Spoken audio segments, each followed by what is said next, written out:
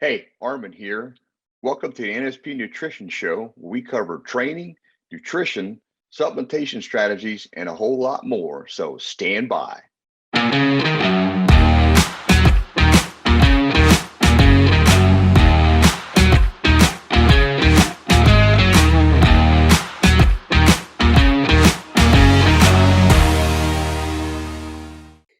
Hey, and welcome to the NSP Nutrition Show. I'm Armin Eckelbarger. And I'm Frank Mills, and Armin and I have another great show for you today.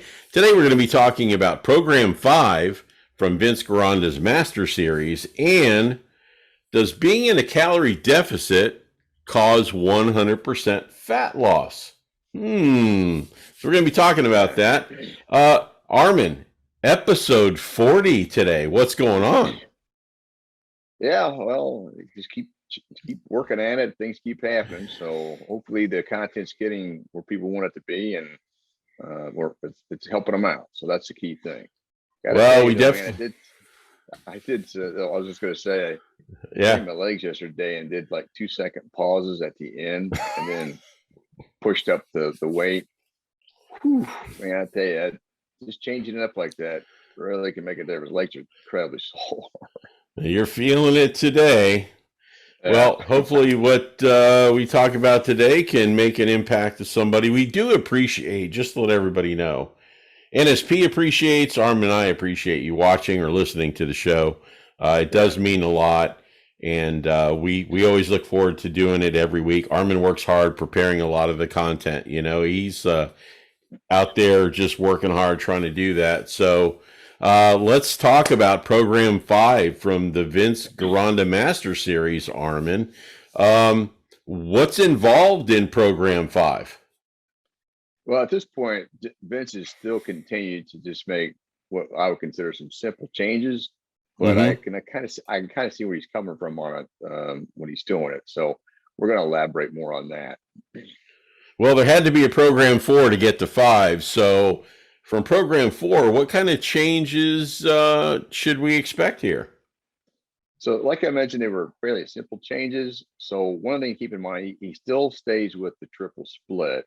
So you're still going to do, with the workout regimen, you're going to do lats, pecs, and delts for day 1. And then day 2 is going to be arms, which is tricep, biceps, and forearms. And then day 3 is going to be the lower body, the legs. But what he's doing here, he's going to add in more exercises to, again, make the training more intense and increase them in volume. So. Okay. All right. So what about sets and reps? So on the sets and reps, he still stays at 8 reps with this regimen, except for the lower body. He likes to stay at 12 to 20, 12 for the legs. I mean, you can still do 8, but he does mention using 12 reps on some different exercises. And then calves, he likes to stay around 20. But the difference is here is you're going to do 4 or 5 what he calls bonus reps. Okay, so these are concentric contractions is what he calls them. So basically positive movements where you're kind of get into more partial movements. And so that's where you're going to push yourself a lot more. But then on the last partial movement, whatever you can do, he wants you to do a negative on that last rep and just bite it all the way down. Of course, when you're doing that, that's going to require somebody to have a spotter or have equipment where, if it's a machine, it doesn't really matter. But that's the thing you got to kind of take into place when you're going to do that negative. And, he kind of put in there, do it as hard as you can, and as long as you can withstand the pain, because he felt like this is going to really be a real benefit. But he just did that on the last exercise, the last set of the exercise at the very end. But what he does add here, he's going to add in more exercises. And it's going to end up being 1 set for those additional exercises he's adding in. Interesting. Okay, so what do we expect, and what were the exercises for day 1? So for day 1, he starts out with, we're going to do the back. So he's going to do a standing 90 degree racing dive short pull. That's what he calls it. Which is, I've done them. They're pretty effective. It helps with the teres majors, some of the things he liked about that. And then you're going to do a high bench 2 dumbbell rowing motion. which, he goes into detail about how to set that up. You have to elevate the flat bench so that you have enough clearance to bring the dumbbells up. Then you're going to do high bench laterals, again, to work the middle part of the back when you're bringing the arms out. And then you're going to do a front and back pull down.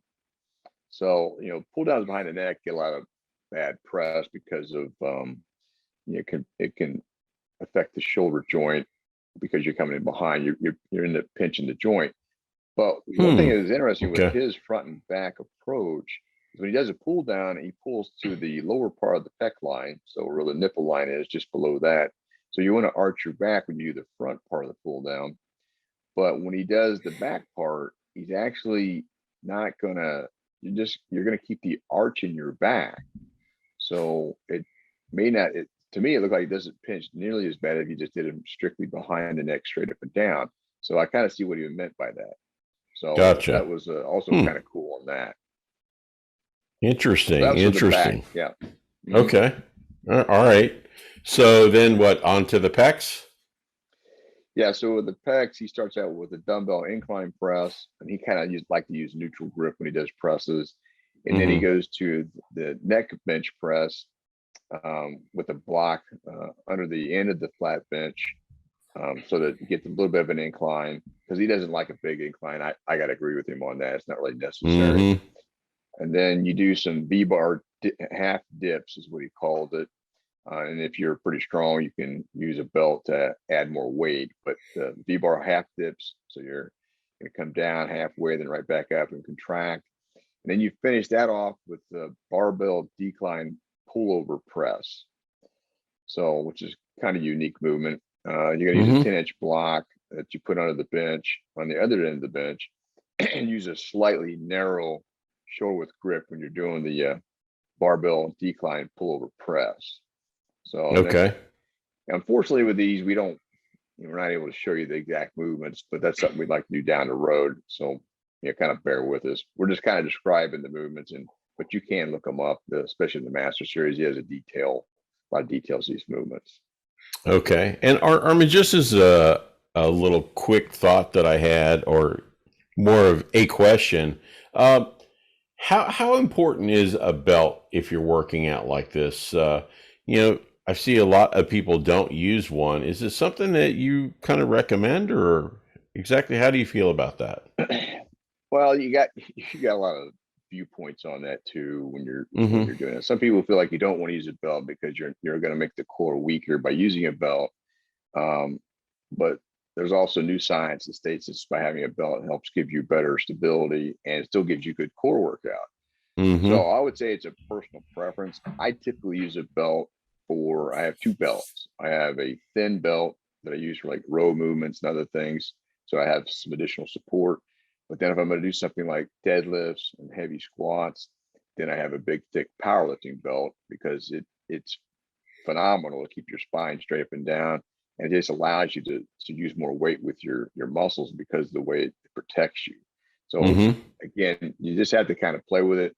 But like, I don't use a belt for I'm doing dumbbell presses and stuff like that. But if I'm doing back movements where I'm bent over, then I use that thin belt. The reason I use a thin belt is because it doesn't pinch my sides. The powerlifting belt, if you bend over, it's going to start to pinch your sides and also starts pushing on your rib cage. So that's a couple of things you want to keep in mind there. But it's a judgment call. I would say if you have back problems, probably should use it on definitely on your back movements or anything you're kind of bent over with, or squat movements and any kind of a deadlift movement. Gotcha. Okay. All right. Well, thanks for that. Okay. So on to the delts. So this one, he's going to start with what you call supine lateral raise on the incline bench. So it's kind of an unusual exercise, but you're face up and you're going to take the dumbbells out wide. So it kind of resembles a fly movement. The way he's doing it, he has a little bit of an angle there to hit those delts. So that's enough. So again, that's just dumbbell supine, which means face up, lateral on incline bench. So you're inclined to get the shoulders. After that, he likes to do the dumbbell upright row. And his upright rows are kind of different than what you typically see with other people. And then he goes to the Scott press. That's just using dumbbells, pressing a specific way like Larry Scott used to do. And so again, there's different versions of that. And then you finish up with prone, laying face down, dumbbell laterals, which basically works your rear delts. So that would be it for the delts. Now, again, you're going to do one set of 8 reps, and you're going to do 6 or 4 to 6 partials, as they would put it, of positive movements, and then one final negative on that last movement, just to really see if you could fire off anything left in the muscle. So keep that in mind. So you're going to do, again, one set with the dumbbell supine laterals as an example. Then you're going to rest and go right to the next one, which is dumbbell upright row, and then you're going to go to the Scott press. So this workout can take a little longer, but he still had you keep the rest periods fairly short. You're just going to be working that exercise to the maximum failure. Okay. All right.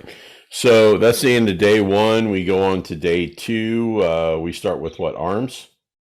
Yeah. So he starts with the triceps, which makes sense since it's a bigger muscle group. And so he starts out with the 90 degree dumbbell mule kickback, which is basically a simple movement. You bend over and you're going to kick the triceps back with the dumbbells.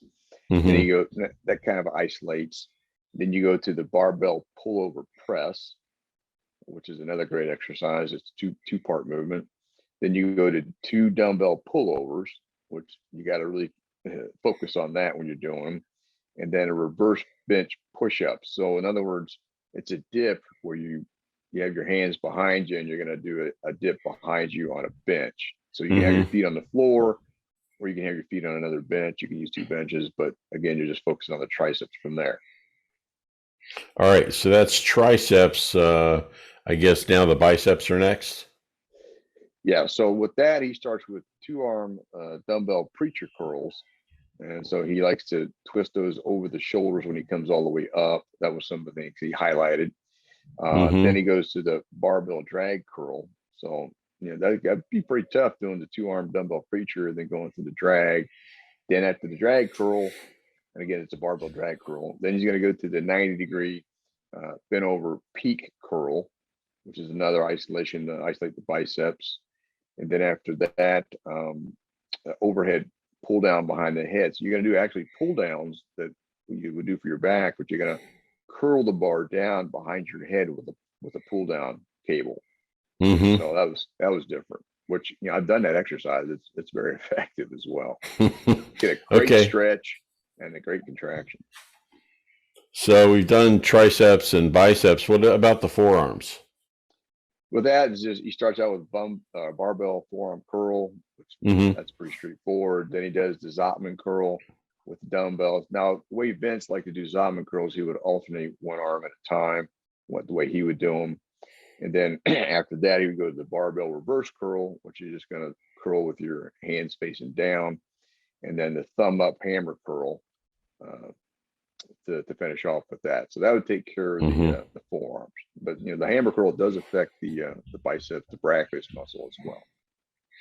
Quite a workout. Okay, so day 3, I guess we're going to legs? Yeah. So with that, he starts out with the quads. And interesting, he starts out with the burlesque bump, which is a different version of it. He has 2 versions of sissy squats. So he starts out with that one. It's a second sissy squat movement, as he would call it. Then you do wide plie squats, which is basically a frog squat.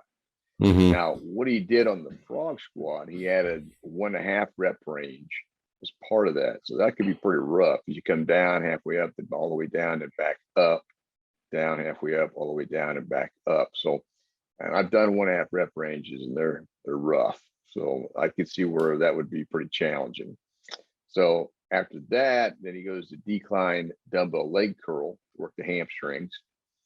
And then he finishes off with what he called single 1/2 fencer's lunge. And all this really is you're going to do a lunge with like dumbbells, or you can use a barbell. You can use either one. He didn't really stipulate on that, but you're going to stay on one leg and you come down halfway up, right back down halfway up. So keep the constant tension on that leg. And he focused on doing 12 reps on each leg. So he only used enough weight to just barely get those 12 reps for that. So you do one leg, and then after that, you switch to the other leg. And that's kind of rough because you're going to be out of breath.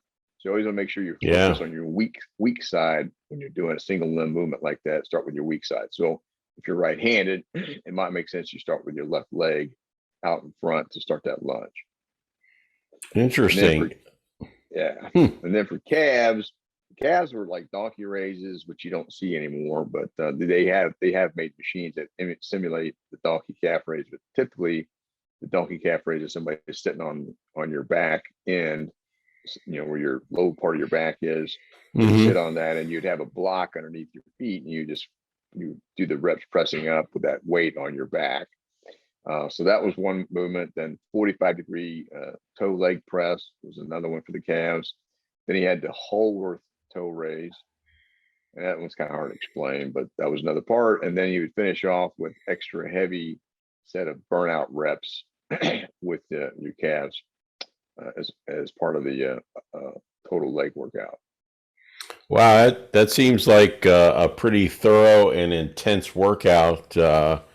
I'm kind of curious, Armin, how long should you do this routine for under this plan?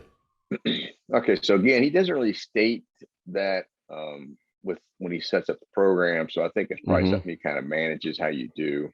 So with it, I would probably do a 12 to 16 week period, depending on how you respond. I mean, if you're making great gains, obviously you want to go as long as you can because you make great gains. But if you're starting to get bored with it, you're not getting the effects you want. That's when you want to go to another change up.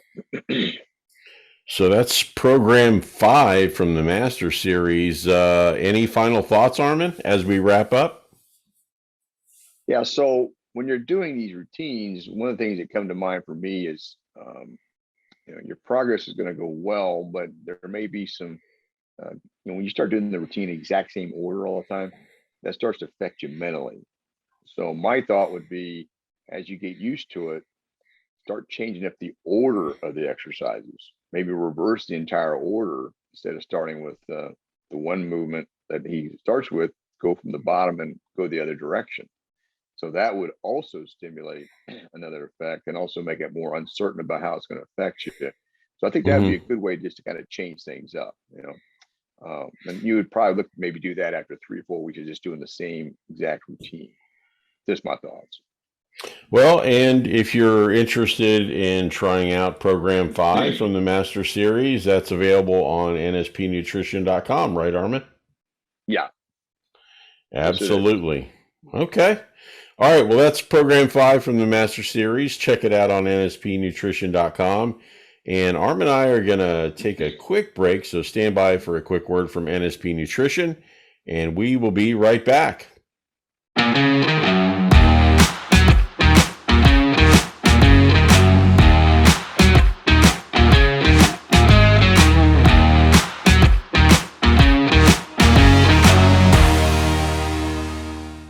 Hey, and welcome back to the NSP Nutrition Show. I'm Armin Eckelbarger. And I'm Frank Mills. And hey, before we get into the calorie deficit and if it can cause fat loss or 100% fat loss, we want to talk about vitamin D3. A lot of people, when they talk about different vitamins and supplements, they don't realize, I guess, how important that they really are. And vitamin D3 is one of the most important that you can take, right, Armin? Yeah, I mean, that's the biggest problem a lot of people have is they get deficient in vitamin D3 because they don't get enough sunlight. And even if you get enough sunlight, sometimes you don't absorb as much as you need. And vitamin D3 is critical for your immune system, which is really important these days, and also helps your hormones. So you definitely want to get plenty of it. One thing to keep in mind when you do take vitamin D3, I really recommend you have that with fat because it is a fat soluble vitamin. So if you want it to absorb as well as it can, have some fat in it. Then there's some other people that feel like, well, you need to take vitamin K2 with it. That's kind of debatable because you do get K2 in a lot of other areas, but just keep that in mind when you're taking your supplement. Well, it's available right now on nspnutrition.com, so check that out and get your vitamin D3 today.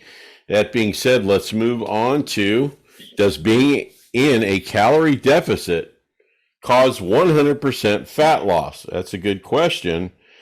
Sounds like a pretty interesting topic, Armin.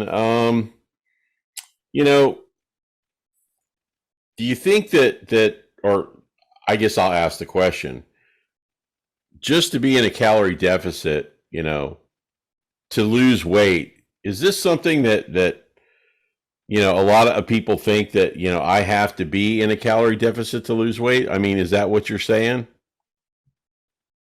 Yeah.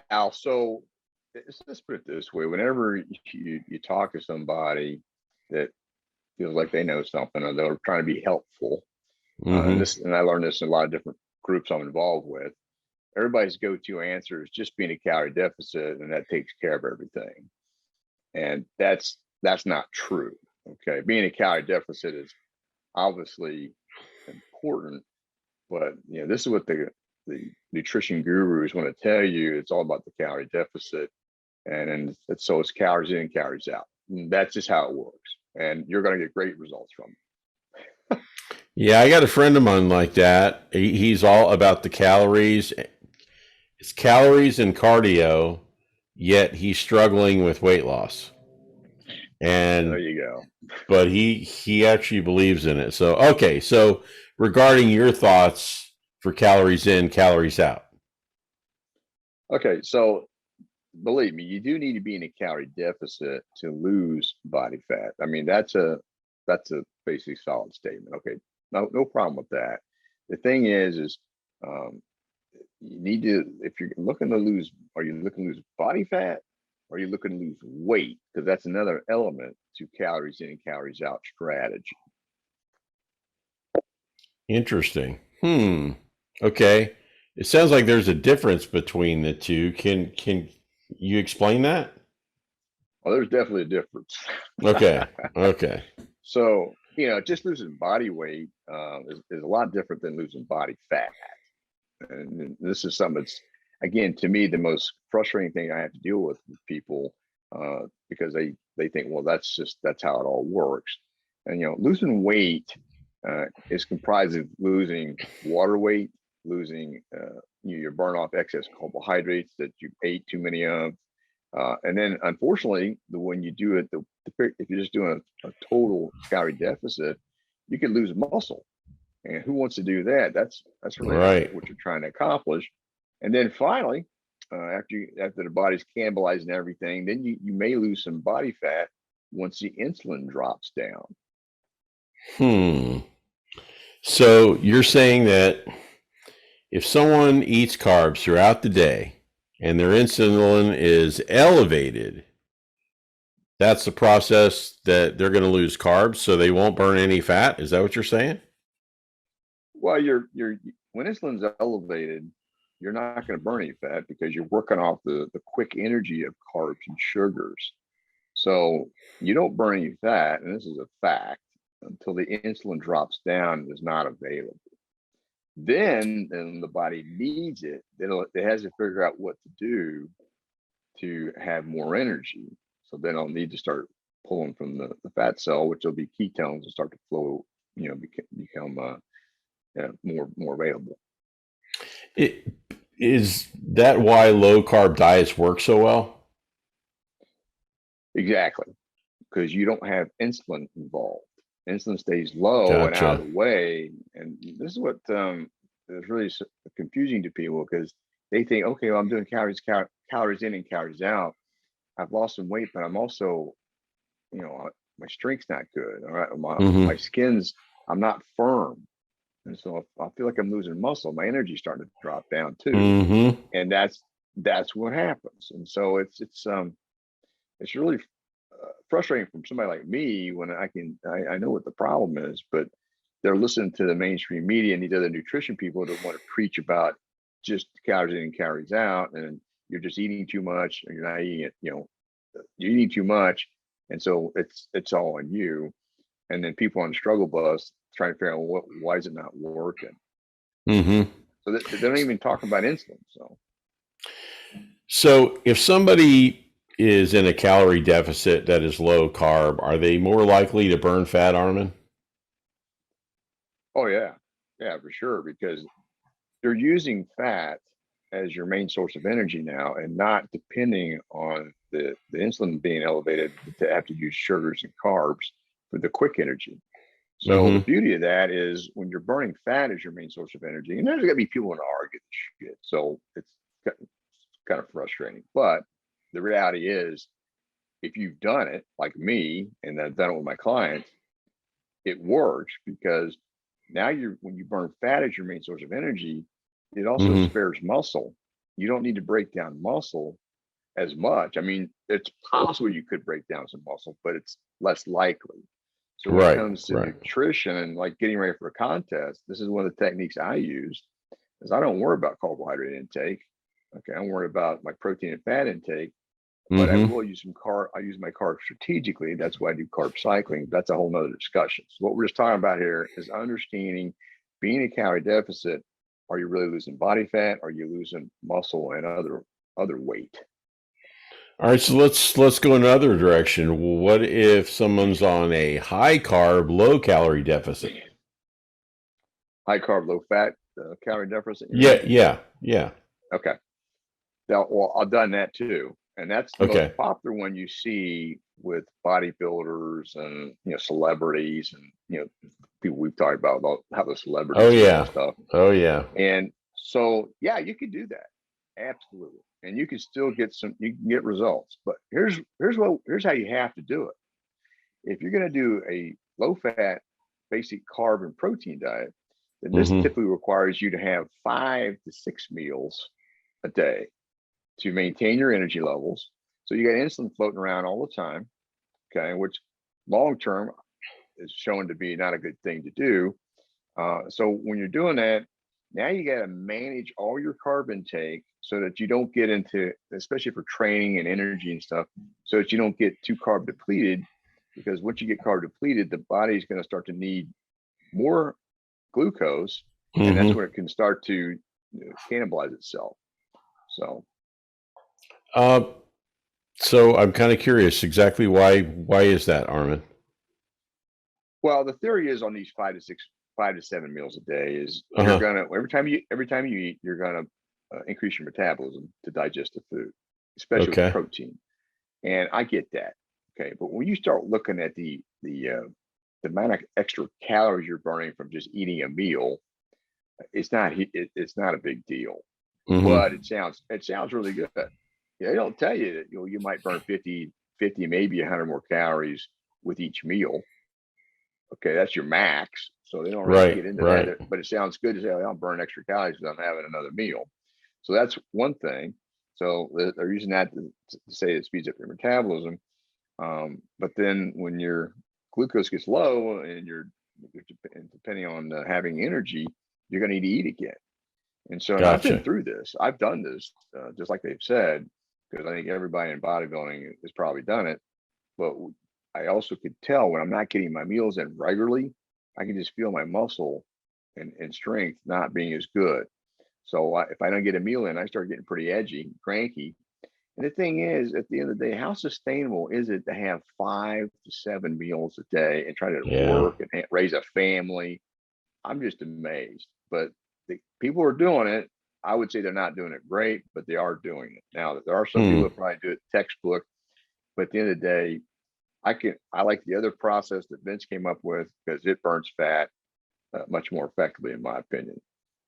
All right. So what happens? One other thing I want to say is because the insulin is so elevated, you're not going to burn any fat. So you have to have a low fat diet because you're not going to burn any fat.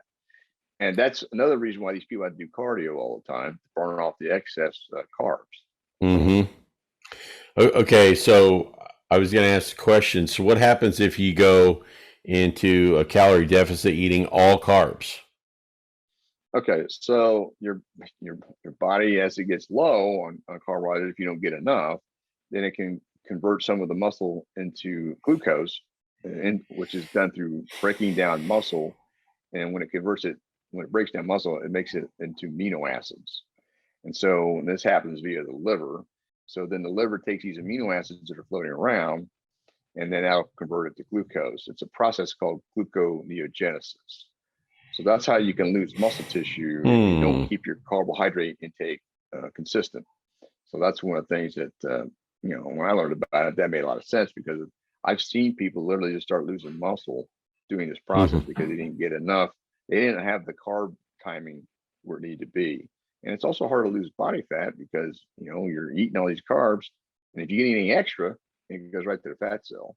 Okay, until you burn off the excess. So does that mean that you're burning muscle for energy? Yeah, that's the whole point. Oh, So goodness. you have a better chance of burning muscle for energy than if you're just doing a high protein, high fat type of nutrition program, because it doesn't spare muscle. If it needs it, it's going to use muscle, break it down to do what it needs to do. So, you know, I mean, who wants that? And all that and you're going to get that from being in a calorie deficit if you're cutting the calories back and your body's getting low on energy because you cut your calories back. Then the body's got to start making some sacrifices and how it's going to keep your energy level up. And that's the thing I wanted to really highlight here. So even though you're in a deficit and you're losing some weight, doesn't mean you're losing body fat. So if you're focused on body fat, you need to rethink your strategy. Unless you want to do the 5 to 7 meals a day and do that kind of strategy, I mean, you can absolutely do that, but I'm not doing it. And I don't recommend it for any of my clients at all. So that's just me. Well, you know, Armin, I've heard you talk about a lot of different things, and you've even brought up the calories. You know, if you eat 1,000 calories of like vegetables or 1,000 calories of chips, there is a difference between those two. Yeah. So absolutely agree with you. Well, as we wrap up, any final thoughts? Yeah, I just want to, again, the key takeaway here is if you're looking to lose body fat, do not think just being in a calorie deficit is going to solve it all. And that's what people are going to tell you all over the place. Because if you just do anything on social media to post you're trying to lose some weight, that's going to hit you like a ton of bricks. I mean, they're going to be hitting you left and right. And it's unfortunately it's misleading and people get really confused. So, you know, as Vince would say, because he studied all this as well, you must eat fat to burn fat. And we know what kind of results that he got his people. So, well, you know, I've heard you say several times, if you want the results that you want, your nutrition has to be rock solid. It's the foundation of what you're trying to do. Yeah, for sure. Absolutely. Well, Armin, thanks again for all the great information. Another great show, man. And you know, we couldn't be able, and we wouldn't be able to do a lot of these things without the input and feedback that we get from our viewers and our listeners, right?